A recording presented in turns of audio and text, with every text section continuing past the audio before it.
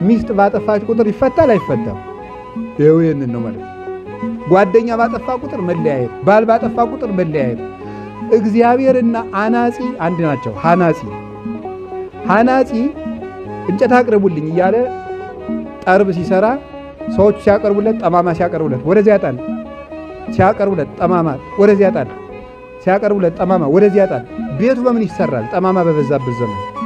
መድኃኒቱ ምንድን ነው? እየመገዙ እያቃኑ ቤት መስራት። በሉ እስቲ እያቃኑ ቤት መስራት በሉ። እያወጡ መጣል ሳይሆን እያቃኑ ምን ማለት ነው? እግዚአብሔርም እያቃና ነው የሚሰራል። እያቃና ይሰራል። የዘካርያስ እንደው አፉ አካባቢ ነበረች ትንሽ ጠመም ያለች፣ እሷን ስተት እኮ ናት፣ ክደት። አያችሁ ደግሞ እግዚአብሔር ጅምላ አይጨፈጭፍም። ያጠፋችሁን ለይቶ ብቻ ነው የሚቀጣ። ዘካርያስ ያጠፋ ምኑ ነበር? አፉን ብቻ ቀጣው። አየው፣ ያጠፋችሁን ለይቶ ነው የሚያርም እግዚአብሔር። አንድ ነገር ስላጠፋ ሁሉን ነገር አያጠፋብህም።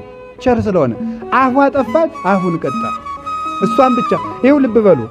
አንዳንድ ጊዜ 10 ዓመት 20 ዓመት በወዳጅነት ኑረን ዛሬ ስንጣላ በዛሬ ሁሉን እናበላሸዋለን አይደል?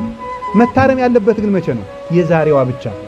ዛሬ ከተጣላን የዛሬቱ ብቻ ነው መታረቅ ያለብን፣ መወቃቀስ ያለብን። ዛሬ በመጣላታችን የ10 ዓመት ወዳጅነት ለምን ይበላሻል?